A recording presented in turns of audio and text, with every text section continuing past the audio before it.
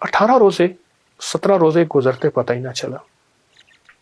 जिंदगी ऐसी बीत रही है और ऐसी बीतती चली जाएगी। एक दरवेश थे, बर्फ बेचते थे। एक दफ़ा बाजार में शोर कर रहे थे, लोगों मेरी बर्फ ले लो, लोगों मेरी बर्फ ले लो। तो किसी ने पूछा क्यों ले लें?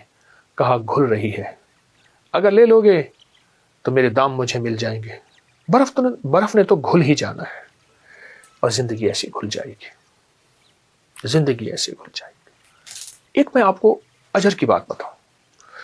फरमाया जो बंदा अल्लाह की रजा के लिए अपनी आंखों को भूखा रखे, यानी अल्लाह ने जहां कहा वहां देखे, कानों को भूखा रखे, अल्लाह ने जो सुनने के लिए नहीं दिया ना सुने, अपने पेट को भूखा रखे यानी रोजा रखे, अपने कदमों को भूखा रखे, अपने हाथों को भूखा रखे, अपने जज्बों को भूखा रखे, हाँ जज्बों को भूखा रखे, अंदर की तलब, अंदर के जज्बे, अंदर के वलवले, अंदर की सोच, अंदर की कैफियतें क्या हैं, अपने जज्बों को भूखा रखे, अपने कानों आंखों को भूखा रखे, अपने पेट को भूखा रखे।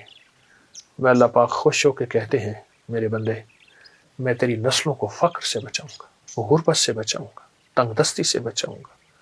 सारी दुनिया में ज़मीन तांबे की बन जाए, सूरज सवा नेज़े पे आ जाए, उगने उगाने के लिए कोई चीज़ ना हो, पर मेरे बंदे तुझे मैं भूखा नहीं रखूंगा और तेरी नस्लों को भूखा नहीं रखूंगा, और गैब के खजाने से उन्हें खिलाऊंगा, और गैब के खजाने से उन्हें पिलाऊंगा, और गैब के खजाने से उनको खिला पिला के तुझे बताऊंगा कि मैं ऐसे खिलाता हूं और मैं ऐसे पिलाता हूं, ऐसे खिलाता और ऐसे पिलाता हूं।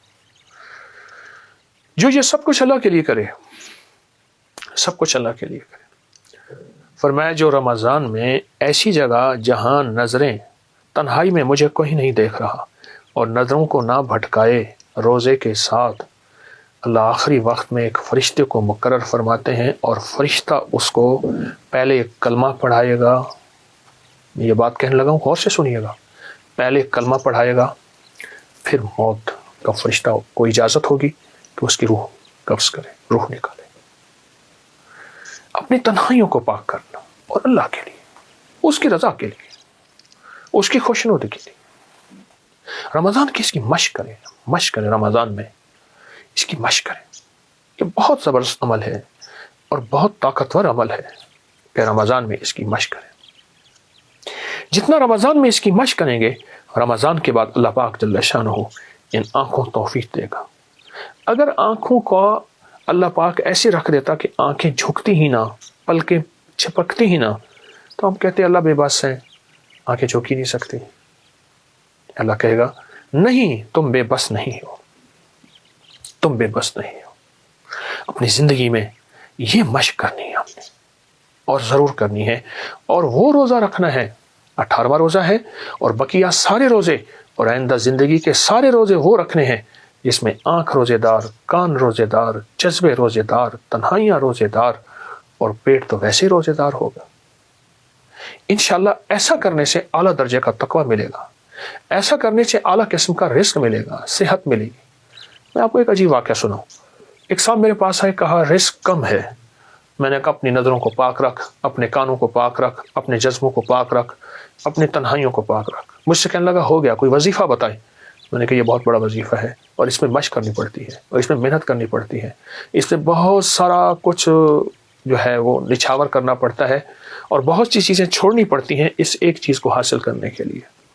चला गया, कुछ अर्से के बाद फिर मिला, मुझसे कहने लगा बहुत मुश्किल काम बताया, मैं तो इसको आसान समझता था, पर मैंने इसकी मशक़ की है, इस पर मेहनत की है।